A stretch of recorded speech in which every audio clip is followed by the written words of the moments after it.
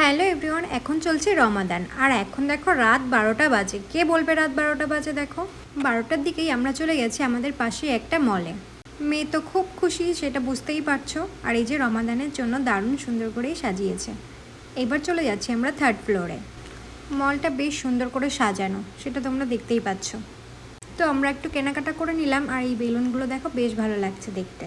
মেয়েকে বলছিলাম দেখি তুমি কি কিনেছো। এই যে এটা কেনার জন্য খুব বায়না করছিল, তারপরে এটা কেনা হলো। আর আমরা একটু শপিং করে নিয়েছি। বেসিক্যালি এখানে মেয়ের শপিংই আছে। আর ওই যে হাজব্যান্ড আইসক্রিম কেনার জন্য লাইন দিয়েছে। এই যে আমাদের আইসক্রিম চলেও এসছে।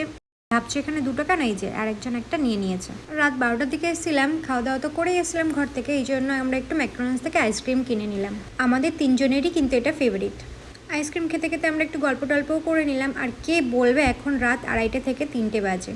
রমাদানের জন্যই প্রায় সব কিছুই রাত 3টের সময় বন্ধ হয়। ব্যাস, তারপরে বাড়ি ফিরে গেলাম। আজকের মতন টাটা।